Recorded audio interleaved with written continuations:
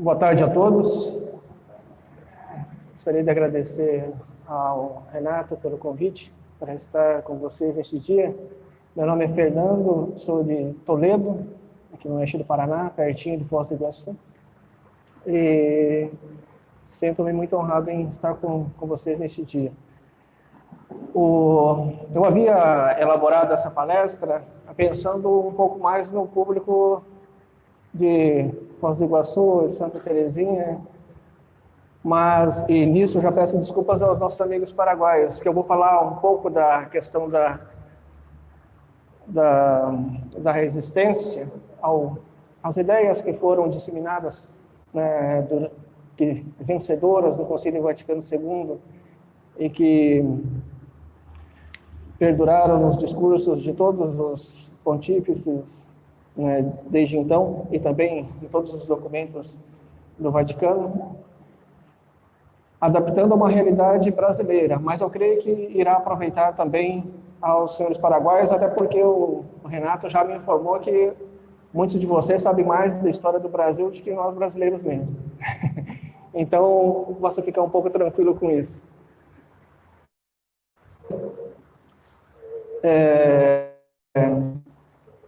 É algo notório, algo conhecido, de que as características, as notas principais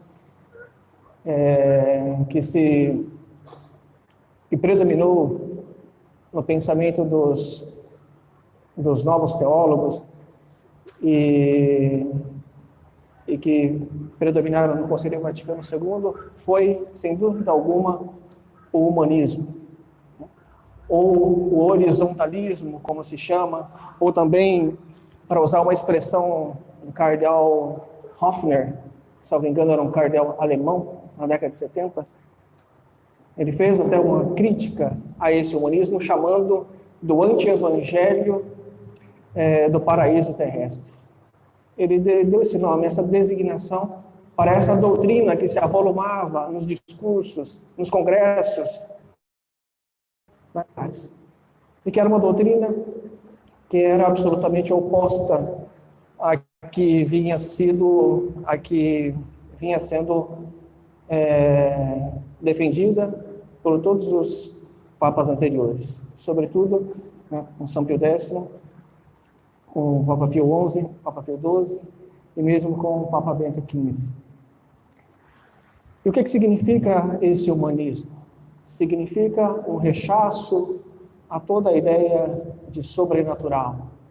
É reduzir todas as questões ao âmbito terrenal. É uma doutrina aparentemente pueril, né, muito simples, mas que ela tem um significado teológico de uma magnitude tamanha que ela simplesmente rechaça tudo aquilo que sempre foi muito caro a nós católicos, como a graça, a penitência, as devoções, como a devoção ao Sagrado Coração de Jesus, ao Santo Rosário e tudo mais. Essa doutrina é aquela que destrona nosso Senhor Jesus Cristo, como dizia muito bem Monsenhor Lefebvre. Destronar nosso Senhor Jesus Cristo não é algo simples, pois teria que se colocar algo em seu lugar. E o que se colocou? O homem. Nosso Senhor foi destronado e o homem o substituiu. Isso é de uma coisa gigantesca, absurda. Substituir Deus pelo homem. É a doutrina do laicismo, a peste do laicismo, como dizia o Papa Pio IX, na encíclica com as primas, que instituiu a festa de Cristo Rei em 1928. Como eu dizia em um encontro que nós tivemos em Toledo, na semana passada, logo após a festa de Cristo Rei, é algo muito significativo, né, que o Santo Padre, o Pio IX, ele tem instituído essa festa. Você não institui uma festa simplesmente por instituir, é uma reação a algo grave que está acontecendo. E ele deu nome a isso. é a peste do laicismo. Essa doutrina chamada o laicismo, o que significa o laicismo? Uma palavra muito simples, é a destronação do próprio Senhor Jesus Cristo, nosso Senhor Jesus Cristo. Se quer que ele não reine nas famílias, se quer que ele não reine na sociedade, se quer que ele não reine nas legislações, se quer que Cristo não tenha nada a ver com a coisa pública, o homem basta a si mesmo. Ou seja, essa doutrina, ela está espalhada por todos os documentos pós-Vaticano II. A última encíclica do Papa Francisco, principalmente, essa nota é muito evidente, onde se procura uma amizade cívica, ou seja, uma amizade entre os homens, mas alejando a Deus. Deus não faz parte disso. Ou seja, isso é uma doutrina maçônica, isso é uma doutrina judaica, a qual sempre foi repelida pela Santa Igreja. E, após o Vaticano II, esta ideia é aquela que se disseminou nos seminários, é aquela que estava na boca de todos os sacerdotes, é aquela que estava na boca de todos os bispos, é aquela que era o tema dos congressos internacionais de teólogos. O que nós vamos fazer em face de um mundo em convulsão, em um mundo em mudança? Nós temos que salvar o homem. É sempre tendo o homem como referência e não mais a Deus. Isso é uma coisa gravíssima. Então, o sobrenatural ele foi alijado, ele foi afastado. Mas, como eu disse, essas ideias, elas não nasceram no Concílio Vaticano II. Essas ideias, elas vieram de algum lugar. Elas tiveram todo um processo de assimilação. Ou seja, uma das características do Concílio Vaticano II e de tudo que ocorreu após ele é a confusão. E a principal das confusões é a confusão das inteligências, é a confusão da nossa razão. E muitos homens foram confundidos, até muitos bons homens foram confundidos, muitos bons padres, muitos bons teólogos, muitos bons bispos e muitos bons leigos, intelectuais, foram confundidos. E nós vamos explicar o porquê. Monsenhor Williamson, quando dirigia ainda o seminário nos Estados Unidos, eu lembro de uma das cartas que ele escrevia aos fiéis, em que ele dizia que no Concílio Vaticano II, tal qual os apóstolos, no momento da agonia de Nosso Senhor, eles dormiram. Eles dormiram enquanto os inimigos estavam tramando a destruição da Santa Igreja. E não é qualquer inimigo, porque não basta nós dizermos que foi uma trama dos maçons, que foi uma trama dos judeus para destruir a Santa Igreja. Porque por si mesmos eles não conseguiriam isso se não fosse através de seus colaboradores dentro da própria igreja. E isso o Monsenhor Lefebvre, ele dizia, que nós não temos ideia, dos planos dos maçons com seus colaboradores dentro da igreja, para entregar de mãos beijadas, de mãos e pés amarrados, a Santa Igreja aos seus principais inimigos. Nós não temos ideia, é algo inconcebível. E essa palavra é muito forte, nós temos que nos atentar ao sentido dessas palavras. É porque é algo que não para compreender toda a confusão que nós estamos vivendo hoje, muitas vezes não basta uma simples conjectura, analisar alguns fatos. O próprio Monsenhor Willis, ele dizia, se nós tentarmos simplesmente com a razão tentar compreender toda essa confusão, nós próprios iremos nos confundir. Então é preciso algo mais. E é por isso que ele dizia que, fazendo uma análise mais profunda, ele dizia que no momento da agonia, Nosso Senhor, ele se confiou totalmente a Deus. No momento mais crucial, ele se entregou totalmente a Deus. Então, o Monsenhor Wilson, ele dizia que, às vezes, nós nos sentimos tentados a combater, simplesmente a combater. E devemos fazer isso. E devemos fazer isso. Só que, acima de tudo, ele dizia, nós temos que colocar todas as nossas esperanças em Deus e rezar. E rezar. Feita essa nota introdutória, eu vou iniciar falando de alguns aspectos da história do Brasil, que elas nos vão dar um pequeno retrato, né, de como essas ideias elas foram inicialmente sendo combatidas pela hierarquia, pelos nossos bons bispos, né, pelos nossos bons padres, e posteriormente como essas mesmas ideias, outrora combatidas, elas passam a se internalizar no pensamento católico. E essas ideias elas vão ser vencedoras no Concílio Vaticano II posteriormente. Primeiramente, eu vou começar falando de uma pessoa que é conhecida não só dos brasileiros, como também de vocês paraguaios, né? E vão voltar bastante até no tempo, né? Que é o Marquês de Pombal. Né? Alguns de vocês já devem ter em mente o nome dessa pessoa. Né? E por que eu vou voltar tão atrás? Não sei se vocês conhecem um fato que aconteceu no Brasil, que foi a prisão de 2 bispos por lutarem contra a maçonaria, Dom Vital e Dom Antônio de Macedo Costa. Vocês conhecem? Os paraguaios conhecem? Mais ou menos? É um caso quase que inédito na história do Brasil, que nós tivemos 2 bispos presos. Né? E algo que gera um pouco de perplexidade nas pessoas, era justamente o momento em que o Brasil era uma nação católica, onde nós tínhamos uma Constituição católica. E isso, inclusive, é um argumento para os inimigos, né, da própria Igreja de Cristo, que eles utilizam dessa união entre o poder temporal e o poder espiritual.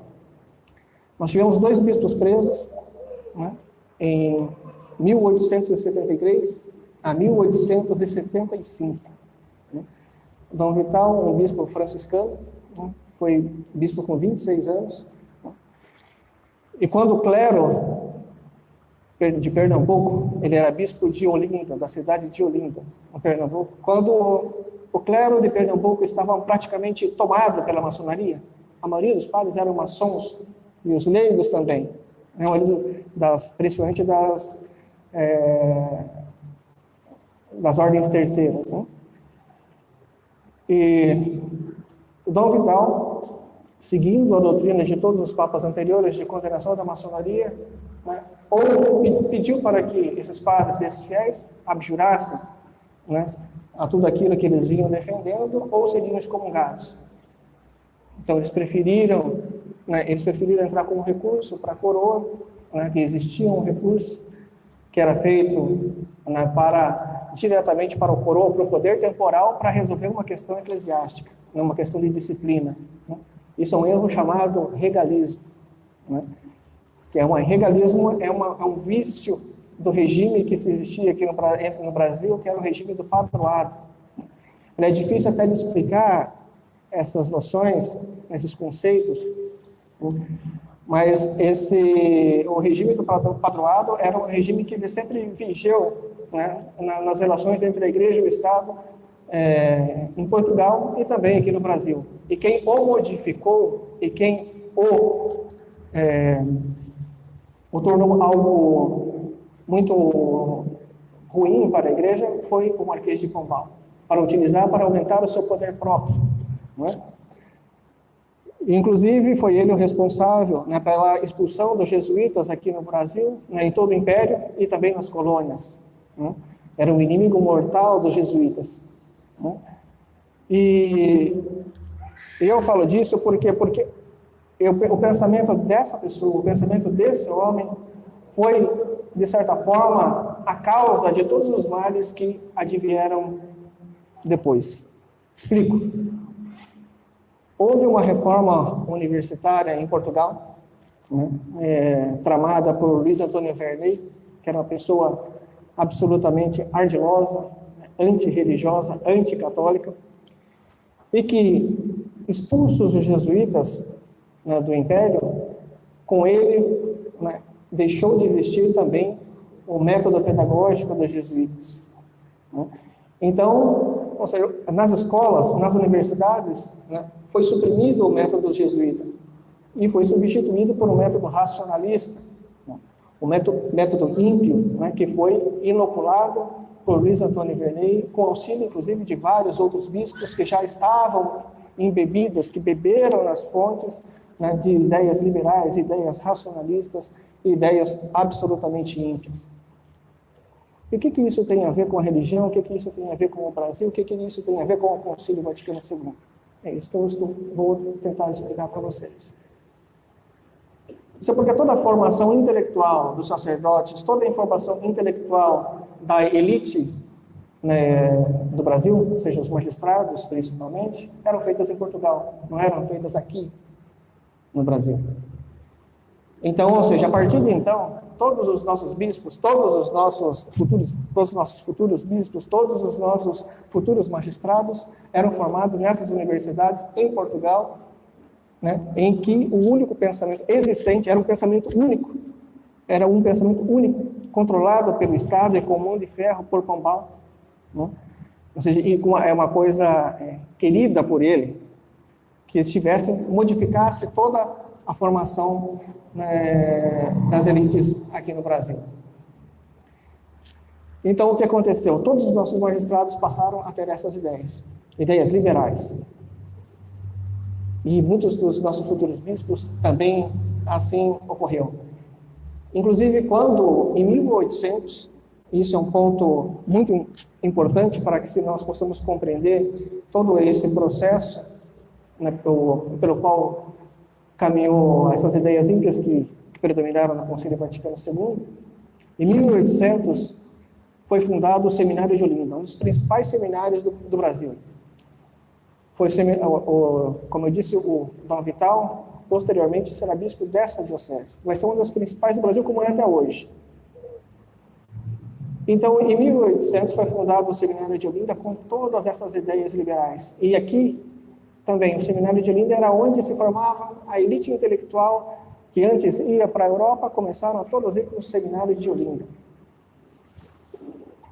E muitos dos padres que se formaram lá, então, se embeberam desses princípios. O escritor Oliveira Lima, que foi um historiador muito importante, muito lido no Brasil, é um escritor até hoje muito lido no Brasil, ele dizia a esse respeito: sendo o prelado maçom, era o bispo responsável pelo currículo que seria estudado no seminário, sendo o prelado maçom, não é pouco plausível supor que o seminário se converteria em um ninho de ideias liberais. Isso em 1800. Se o seminário estava assim, infestado de liberalismo, toda a intelectualidade pernambucana estava, porque a cultura era quase toda formada naquele seminário. Produtores, magistrados, oficiais, etc., foram assim liberalizados. Todo o magistério pernambucano estava todo embebido nas doutrinas enciclopedistas. Então, as consequências disso elas foram terríveis. Em 1817, nós tivemos uma revolução chamada Revolução Pernambucana, e que ela ficou conhecida também como a Revolução dos Padres. Uma revolução feita por padres, por esses padres liberalizados, por esses padres, a maioria deles nós somos. E foi eles que gestaram até mesmo as ideias de independência aqui do Brasil. Avancemos. Em 1824, nós temos a já ocorrida a independência. Em 1824, nós temos a primeira Constituição do Império, a Constituição de 1824. Então, a discussão seria, nós vamos inserir um artigo dizendo que nós seremos uma nação católica, a religião católica ela será a religião do Império? Ou seja, todos esses magistrados, todos esses homens públicos embebidos do liberalismo, disseram, não vamos ter uma Constituição católica, não vamos ser um Império católico. Só que aí que surgem algumas figuras né, algumas figuras que vão ser considerados os ultramontanos da época, né? Alguns do clero e alguns leigos. Entre o clero, nós temos a figura de Dom Romualdo Seixas, que foi bispo da Bahia, né, e uma figura que muito se assemelha a uma pessoa que Dom Tomás citou, era o bispo do Paulotes, da França, que chegou a ser deputado, inclusive era um homem de muita cultura. Dom Romualdo Seixas, além de ser um homem de muita cultura, também foi deputado na época do Império e defendeu com muita tenacidade os interesses da igreja. E foi através dele e através de um deputado chamado o Visconde do Cairu, né, que é um homem que ainda os nossos historiadores hão de dar maior valor, né, por ter sido o maior homem público que nós tivemos no Brasil, muito embora alguns atribuam esse título a outros, como nós temos agora todos os liberais do Brasil, os conservadores, estão fazendo uma propaganda para, como que é o nome do José Bonifácio, né? Fugiu o nome da memória, um maçom, né, como o fundador, né, de uma nação, fundador de um estado. Ou seja, esse título deveria ser dado ao Visconde de Cairu. E que ele se ajoelhou e rezou, né, pedindo para que Deus eliminasse em seus pares, né, os outros deputados que não queriam, né, que a Constituição ela fosse uma Constituição católica e que o Império do Brasil não fosse um Império católico. Então, essas ideias liberais lá de 1800, elas vão ter esse reflexo aqui nessa Constituição de 1824. Mas teve um ponto negativo, porque ainda ali já foi inserido, né, o princípio da liberdade religiosa. É esse princípio que tão em voga no Concílio Vaticano II, o germe dele aqui no Brasil vai ser inserido já em 1824. Né? E eu vou ainda mencionar alguma coisa sobre ele nos tópicos seguintes. Né? Embora nós estivéssemos ainda como uma nação católica, porque foi inserido no artigo 5º da Constituição de 1824, né, o dispositivo dizendo que o Brasil seria, né, uma nação católica, muitos fatos ocorreram que colocaram a igreja em uma situação muito delicada, muito ruim, né? Porque a igreja, de certa forma, ela sofreu uma influência muito grande, né, do Estado, uma interferência do Estado em suas questões próprias, em suas questões internas, né? E foi isso a influência desse Marquês de Pombal que ele pegou, ele inoculou essa ideia que eu mencionei antes do regalismo, né? O regalismo é um controle do Estado, né, sobre a religião em uma nação católica. Né? Falei tanto que uma coisa que pode parecer que é uma questão nova, mas ela é muito antiga, né? O Marquês de Pombal tentou criar uma religião católica portuguesa na época, ou seja, uma nacionalização da igreja, ou seja, para não estar mais submetido a Roma, e para ele poder controlar os bispos e controlar os padres. Né? Ele não conseguiu esse intento. Né? E aqui no Brasil, né, uma coisa que parece absurda, quem tentou fazer isso foi um padre, né? O padre Feijó, que foi regente do Brasil. O regente foi ele que governou o Brasil, né, antes da maioridade de Dom Pedro II. Né? Então, antes de Dom Pedro II assumir o trono, né, houve um regente chamado Padre Feijó, que ele tentou, né, nacionalizar a igreja, criar uma igreja brasileira, né? Ou seja, não submetida a Roma. E por que isso? Porque ali já estava inoculada a ideia de combate ao celibato clerical. Tanto que quem escreveu um libelo, escreveu uma tese defendendo a abolição do celibato dos padres. Ou seja, isso na época do Império. Ou seja, e quem que saiu em defesa da igreja novamente? Dom Romualdo Seixas e, novamente, o Visconde do Cairu, um leigo, inclusive escreveu um livrinho que eu tenho, e se Deus quiser um dia vamos publicar também, um livreto defendendo, né, contrariando a tese, né, do padre Feijó contra o celibato dos sacerdotes. Então, todas essas ideias já estavam fervilhando a essa época aqui no Brasil. Né? Em 1866, já surge uma ideia também maçônica e também por influência da Revolução Francesa aqui no Brasil, por influência das ideias liberais aqui no Brasil, a ideia de casamento civil. Ou seja, queria-se abolir a influência da igreja e queria-se dar prioridade para o casamento feito em tabelionato, como hoje é feito. Né? Um tabelionato, você vai a um tabelionato e faz um casamento. Um casamento civil precedendo, tendo prevalência sobre o casamento religioso. O que uma nação católica é inconcebível. É justamente você retirar poderes da igreja.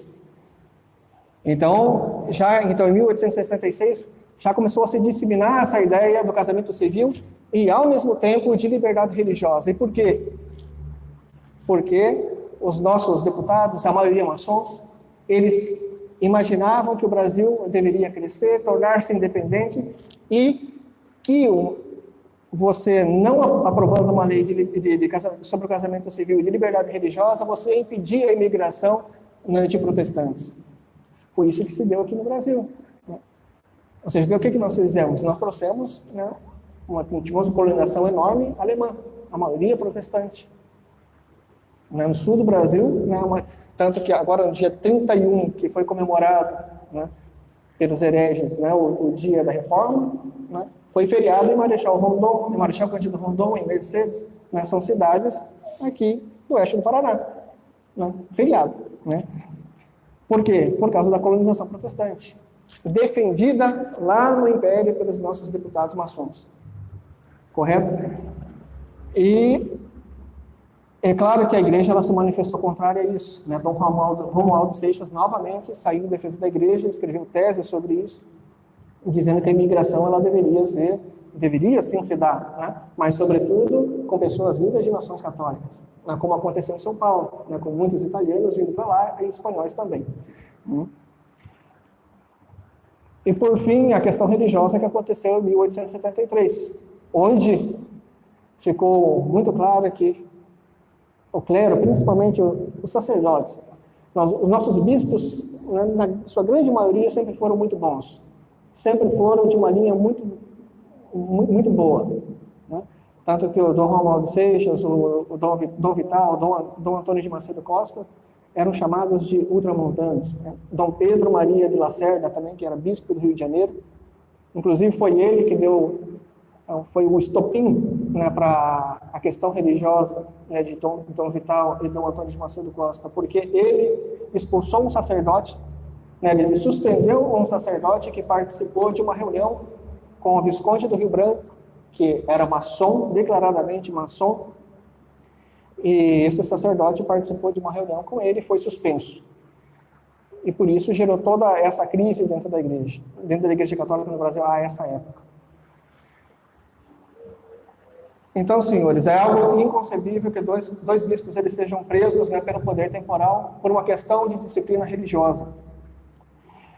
E, posteriormente, né, isso foi tão ruim para o Império, porque, ou seja, ainda o povo era maciçamente católico, era um povo devoto, né, e isso não pegou bem.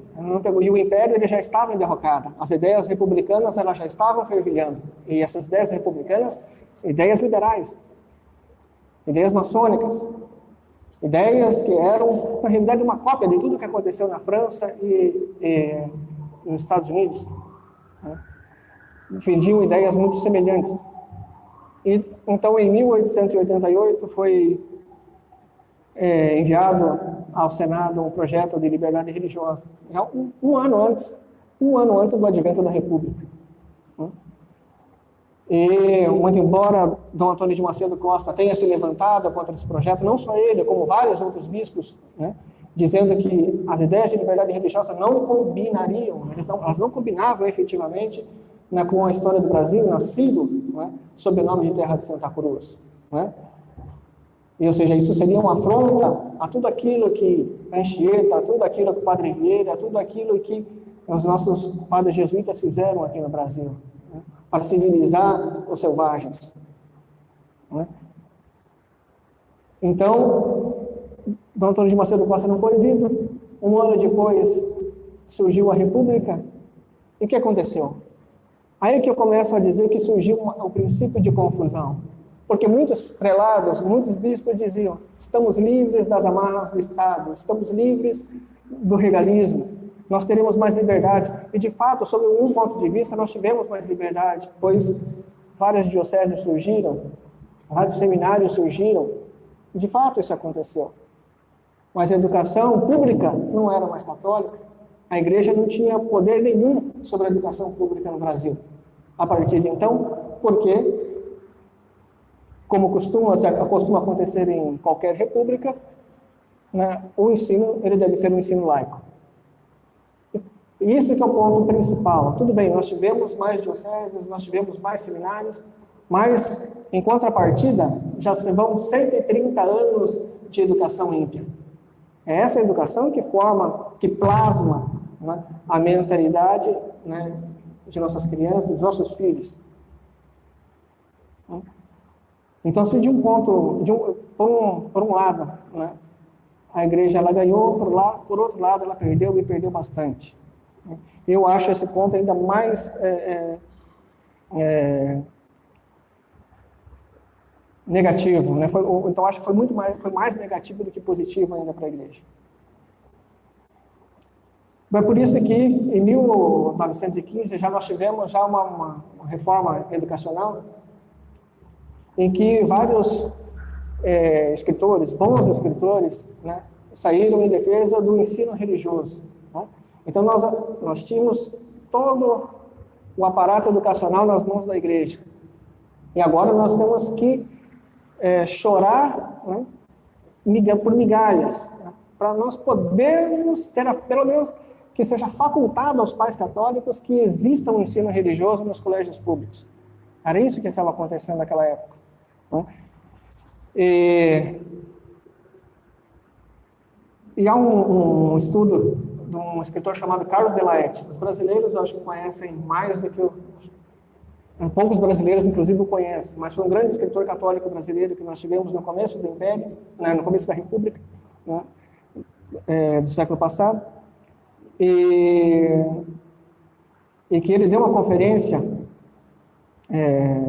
no segundo Congresso Católico Brasileiro de Educação, em que ele falava sobre a chamada educação neutra, que era a educação preconizada pelos republicanos. Né?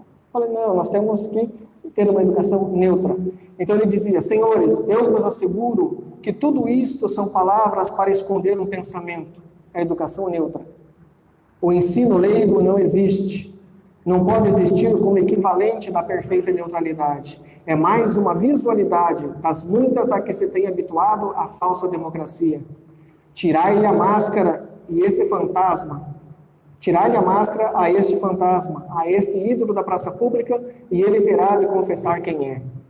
Eu sou a eliminação de Jesus Cristo na alma da criança. Sou a paganização progressiva de um povo que já desconhece ao Criador na lei fundamental e que amanhã o negará nos costumes. Sou a ordem do governo para que o povo desaprenda o eterno Pai, que tudo rege e governa. Sou a covarde transigência do católico com a tirania revolucionária.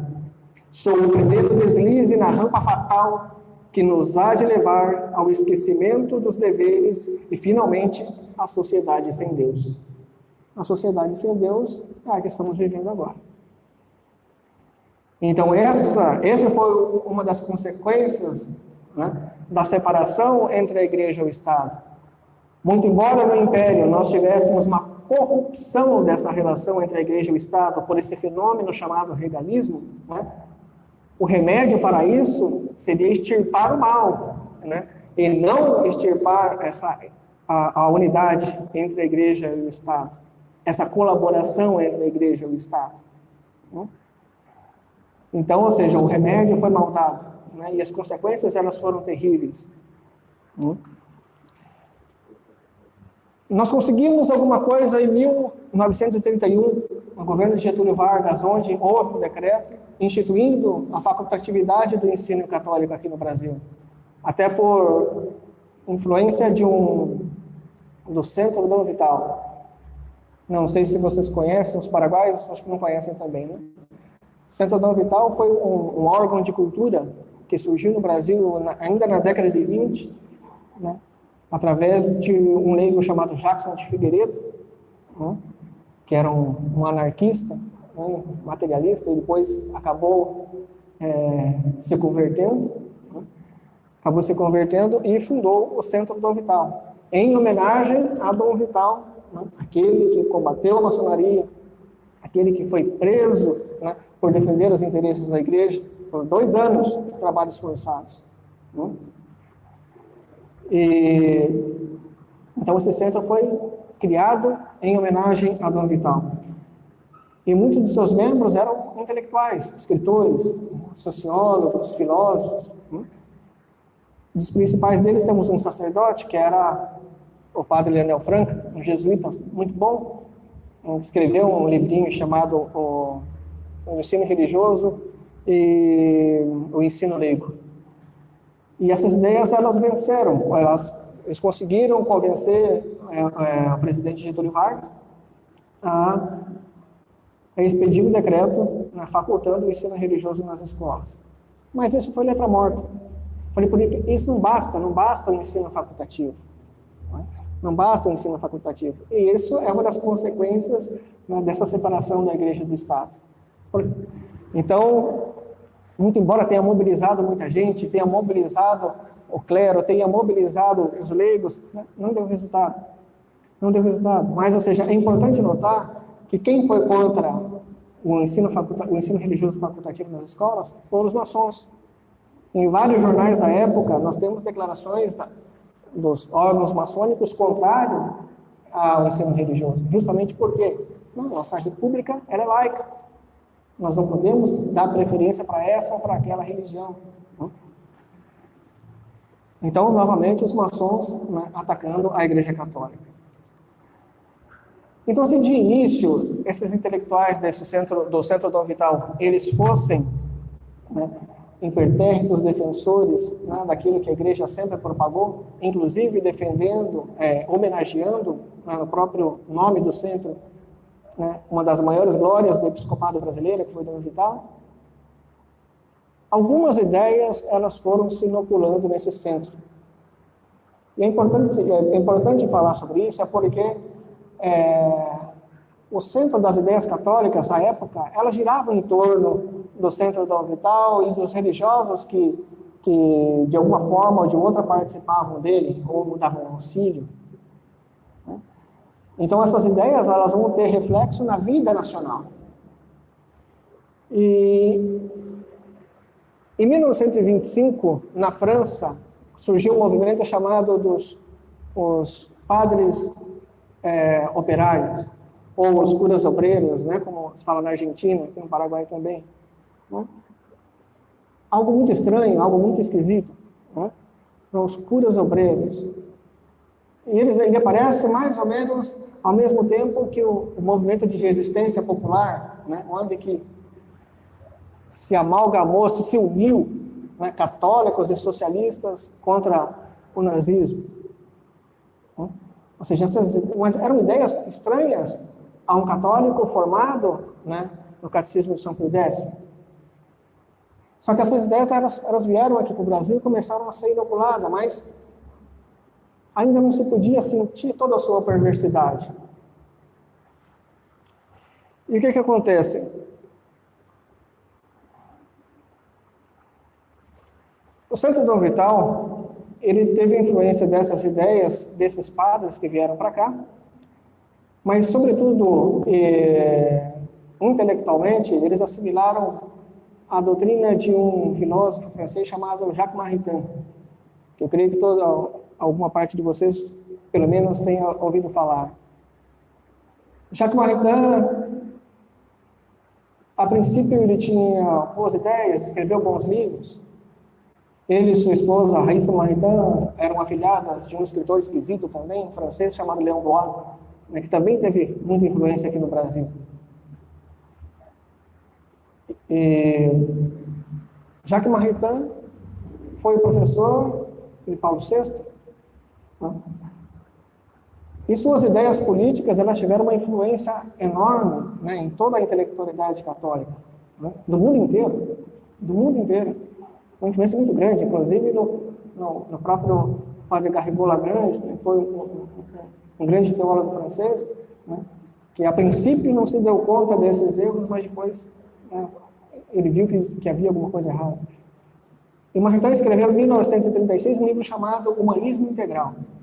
Nesse livro, que há em germe, né, há essa ideia de humanismo que prevaleceu no Concílio Vaticano II. Jacques Maritain já falava, né, de uma cristandade laica. Né, uma cristandade laica. Essas são umas ideias que eram inconcebíveis, né, para um católico. Eram inconcebíveis para um católico. Mas não se sabe por quê, isso é um mistério. Né? E como que pessoas tão bem preparadas, como pessoas intelectuais muito gabaritados, religiosos muito estudados, como se deixaram influenciar por essas ideias? Eu particularmente, eu ainda tenho uma certa dificuldade para compreender tudo isso. Um desses autores que se deixou contaminar por essas ideias foi o Gustavo Corsão. Gustavo Corsão, que posteriormente, ele vai se insurgir contra tais ideias e vai se insurgir contra as ideias que foram vencedoras do Concílio Vaticano II, que prevaleceram no Concílio Vaticano II.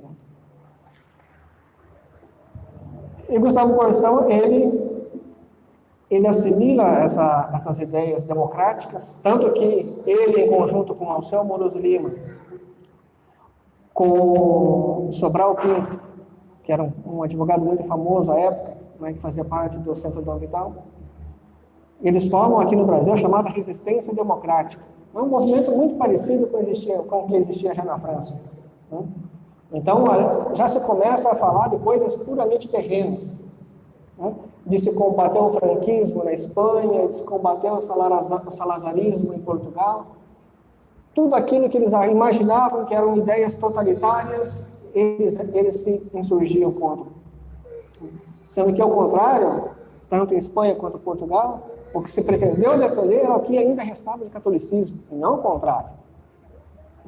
E Gustavo Corsão só vai se dar conta disso em 1973, quando ele escreve um livro chamado Século do Nada, que era justamente para demonstrar que o século XX foi um desastre. Foi um absoluto desastre. E aí que ele faz o meia-culpa, dizendo: eu fui enganado. Não só eu fui enganado, toda uma geração foi enganada. Toda uma geração foi enganada. Os senhores já ouviram falar em vários teólogos que tiveram influência no Concílio Vaticano II, Karl Rahner, Schleiermacher e vários outros, Chenu, tantos outros. Todos eles beberam da fonte de Jacques Maritain. Todos eles beberam dessa fonte. Ou seja, as ideias que estão no Concílio Vaticano II, né, são as ideias de Maritain em uma linguagem mais teologal, por assim dizer. Mas são as ideias, são essas ideias. É esse o humanismo, né? Ou seja, é a prevalência do homem. Né?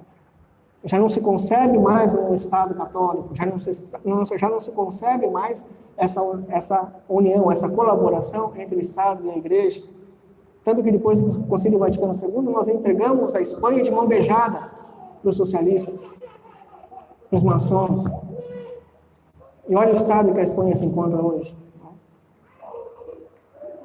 Ou seja, então, eu falei, isso foi uma traição. Né? Foi absolutamente uma traição. Então, mas eu volto a dizer, como que essas pessoas tão capacitadas, né, se deixaram levar por essas ideias? Aí eu volto na questão do Monsenhor do Dom Williamson, a que me referi no começo. Ele dizia, no Concílio Vaticano II, enquanto os inimigos da Igreja tramavam contra ela, né, uma série, ou a maioria dos bispos, a maioria dos clérigos dormiam.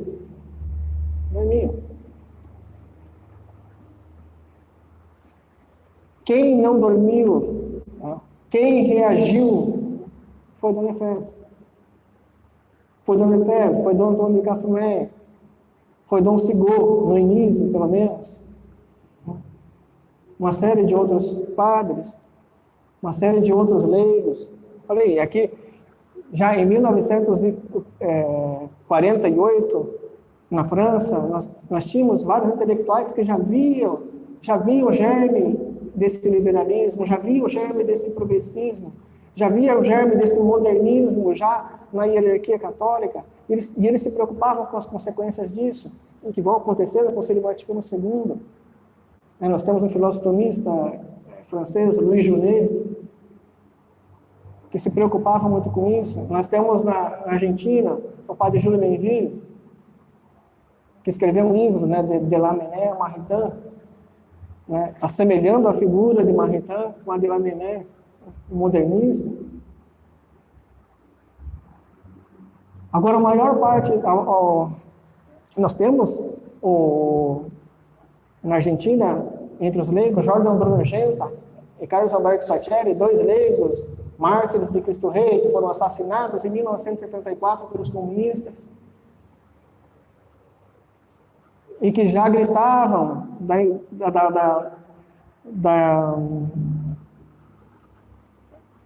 já alertavam os argentinos, os católicos argentinos, né, para a influência dos padres comunistas, né, dentro do clero.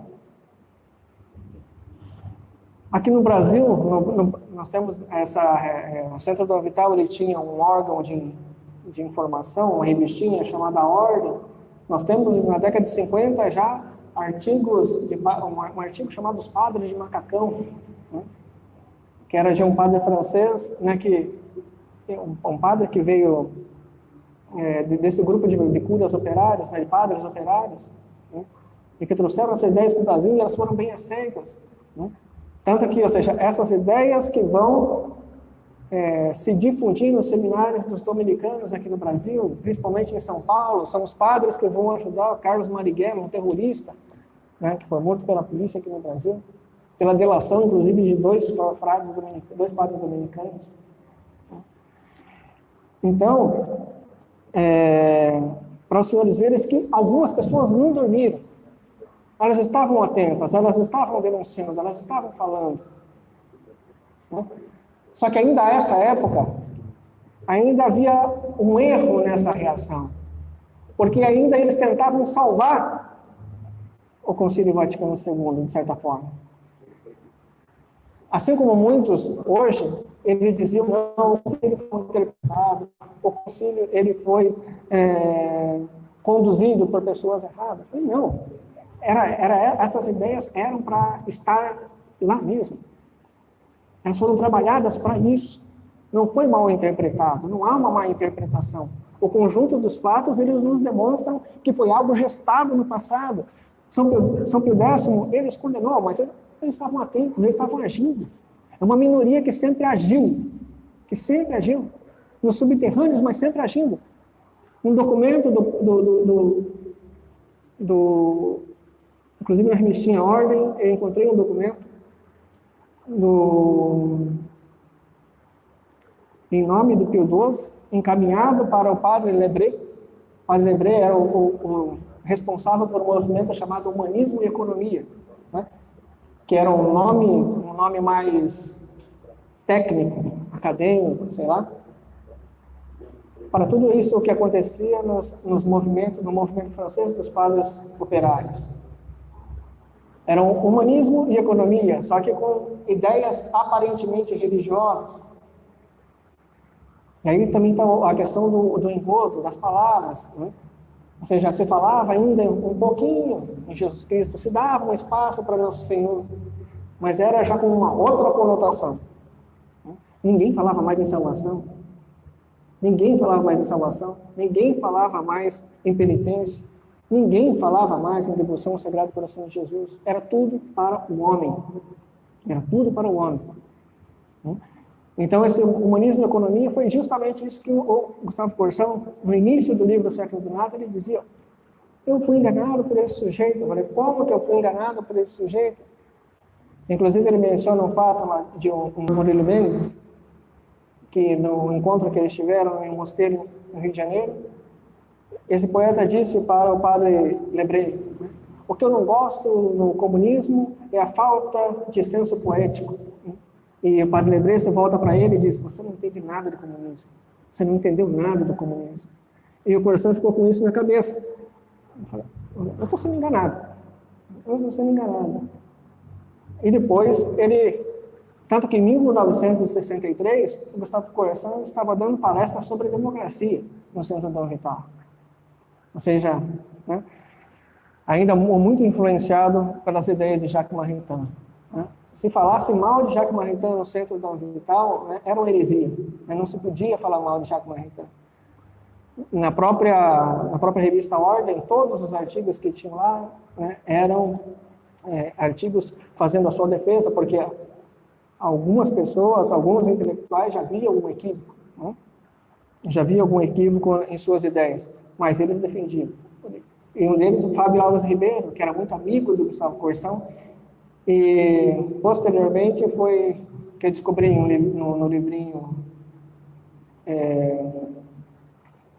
um livrinho do Gustavo Corsã, onde ele dizia que foi o Fábio Alves Ribeiro que abriu os olhos dele, né, para o fato de que eles estavam sendo enganados. Né? Então ele dizia, Fábio Alves Ribeiro, então ele me trouxe um livrinho do Garrigou Lagrange, ele me trouxe uns livrinhos, né, de São Tomás, ou seja, foi abrindo a mente dele para tudo aquilo que estava acontecendo. Né? E, tanto que o Fábio Alves Ribeiro e o Gustavo Corsã abandonam o Centro Dom Vital, saem do Centro Dom Vital e fundam uma revista Permanência, a revista Permanência, o movimento Permanência à época. Aqui no Brasil nós tivemos também uma revista chamada Hora Presente, onde vários juristas, inclusive, participaram, muito bons católicos, e onde figuravam as maiores personalidades do catolicismo mundial à época. Né? Jean Osset, da França, Jean Madiran, Marcel Claman, Rafael Gambra, da Espanha. Né? Então, a fina flor da intelectualidade católica figurava nessa revista. Ela durou 10 anos, de 1968 até 1978, mas com o mesmo equívoco, tentando salvar o concílio, tentando ver ainda naquelas ideias algo bom que não havia. Não sei, também é algo que também me escapa, não sei como que não conseguiam visualizar, né, que tudo aquilo que eles criticavam, né, estavam lá, estavam inseridos lá nos próprios textos do Vaticano II, na Gaudium et Spes, em todos os outros. Né? Então era inconcebível isso. E então, embora tivessem boa vontade, embora resistisse de um certo modo, resistiam da forma errada. Resistiam de forma errada. Muitos deles foram para o Opus Dei, muitos deles foram para outros grupos. Não se dá para entender.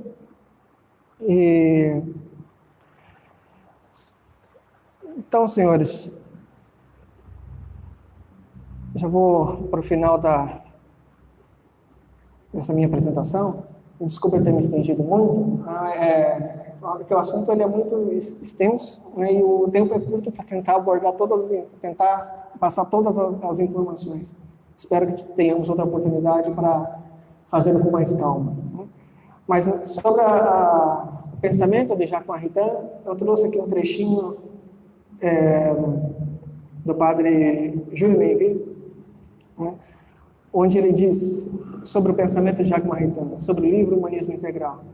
A vida social humana fica subtraída à influência do sobrenatural. O sobrenatural não pode ter espaço.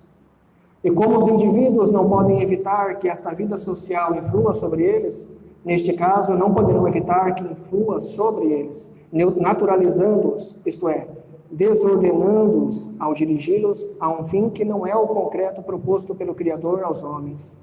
Primeiro erro gravíssimo da nova cristandade de Maritain: exclusão da igreja da vida social humana. Uma das consequências daquilo que eu falei para os senhores sobre o ensino leigo. São 130 anos sem influência da igreja no ensino. E isso é muita coisa. E isso é muita coisa, e as consequências, elas são desastrosas. Por mais que nós tivéssemos bons padres, por mais que nós tivéssemos bons seminários, por mais ainda que tivéssemos uma doutrina próxima da tradição, ou conservadora, como se diz hoje, os resultados seriam praticamente nulos, né? Sendo que a escola está na mão, né, dos maçons, na mão dos liberais. Né? E as nossas escolas católicas, elas não são, em quase nada diferentes da escola pública, da escola estatal. E ainda mais levando-se em consideração a encíclica Fratelli Tutti do Papa Francisco, onde ali se tem toda uma gestação de um projeto educacional católico, em consonância com essas ideias naturalistas. Inclusive, já se foi dito, já se foi propalado no site do Vaticano, que todo ano 20 jovens de diversas religiões, elas vão se reunir para fazer um estudo sobre a encíclica do Papa Francisco. Isso quem está falando não é ninguém da resistência, não é nenhuma pessoa que é contra o Vaticano, são eles mesmos. Está escrito no site do Vaticano. Então, ou seja, não podemos esperar muito, nem das escolas católicas. Então, o que você tem que se fazer é resistir. É a reação do bom senso, como dizia o Jackson de Figueiredo, né? Nossa reação é a reação do bom senso. É a reação do bom senso. Então, meu tempo já acabou? Quanto? 15? Tem mais 15? Tá. Ótimo.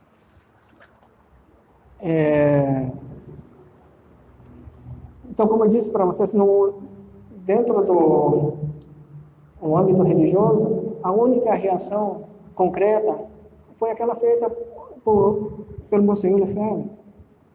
A única reação concreta.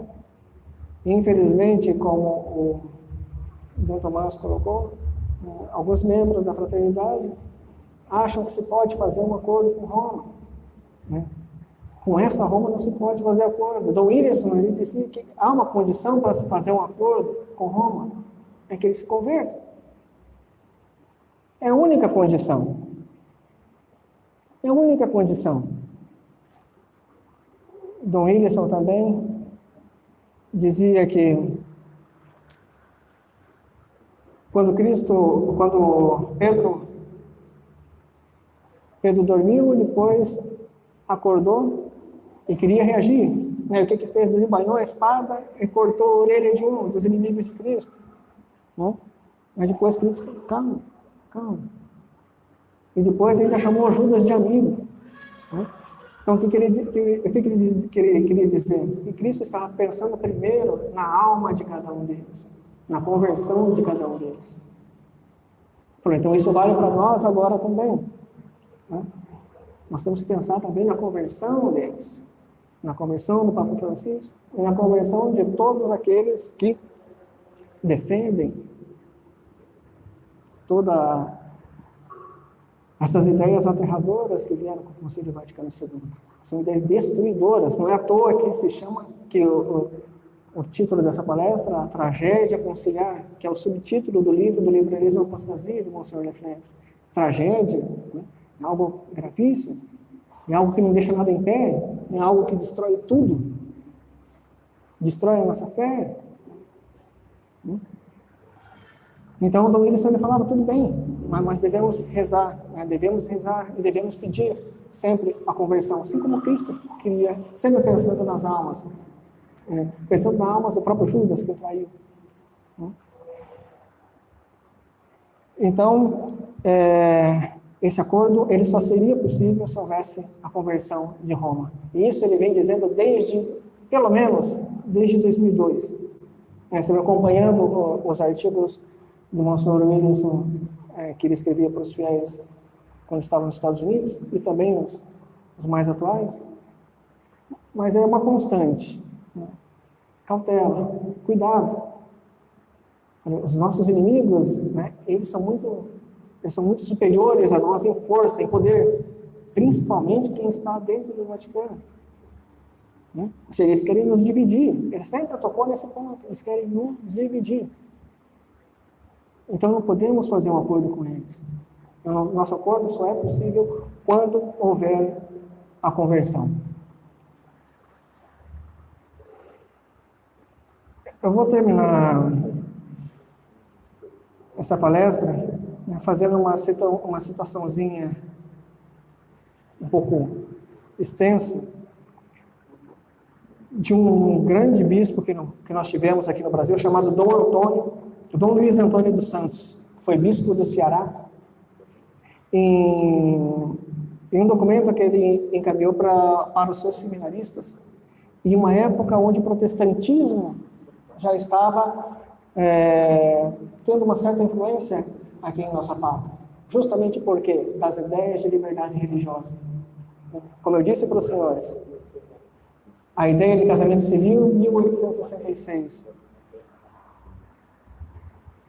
Um documento, um projeto de lei instituindo a liberdade religiosa em 1888, mas que já estava sendo propalada já desde 1850, a ideia de liberdade religiosa.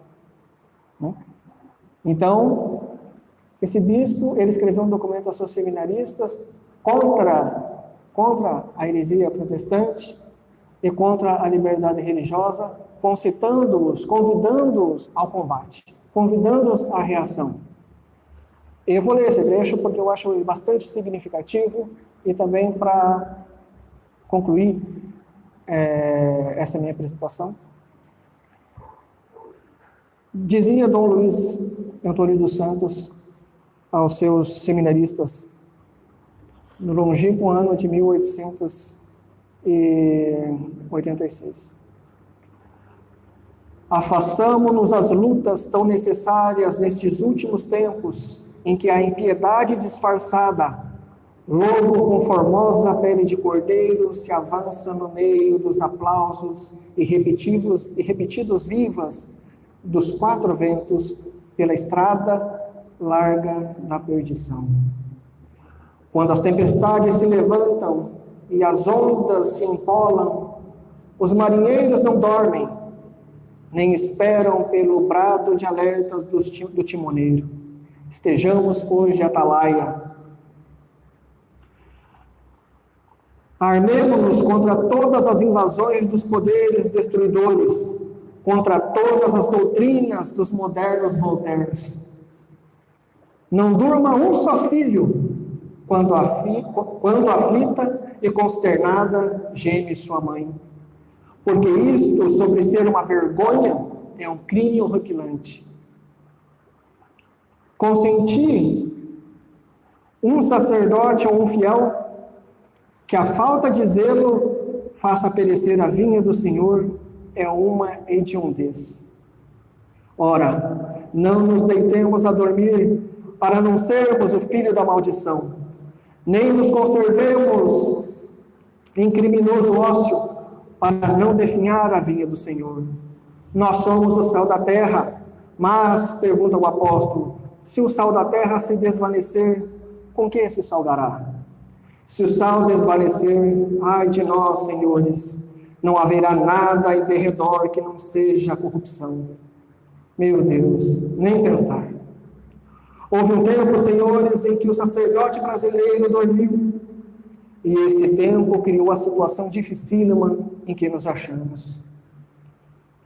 O joio tomou o lugar do trigo, e a indiferença substituiu o fervor, e a morte pôs-se em lugar da vida. Levantem-se e trovejem contra a mentira e o erro, porque a mentira e o erro não resistem às armas invencíveis da verdade. A luz brilha no meio das trevas. Que esperança! Cada um de nós seja um luzeiro brilhante. Quem não puder subir à tribuna, sentem-se no confessionário. Quem não puder edificar com a palavra, edifique com o exemplo. Cada um tome o seu lugar. E se for preciso derramar nosso sangue, façamo-lo novos mártires, jorrar de nossas veias.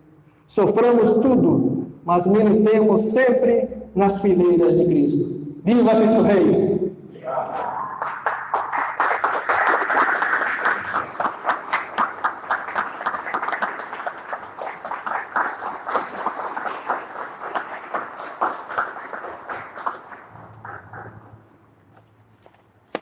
Certinho.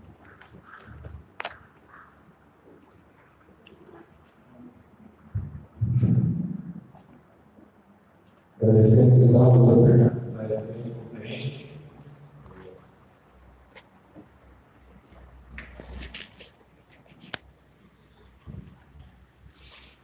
Aproveito para para deixar espaço aberto para perguntas agora após o café. Nós vamos ter um pequeno intervalo para o café, né? Então, se alguém tiver algum questionamento, logo após o café nós abriremos o espaço. Aproveito para dizer que nós temos algumas pessoas que estão acompanhando online as conferências. Então, se alguém tiver também alguma pergunta, pode enviar ali pelo chat, dizendo o nome e o local de onde está falando, que nós tentaremos trazer a resposta. Então, agora uma pequena pausa para o café. Voltamos às 5h15 para tentar adiantar um pouco, tá bom?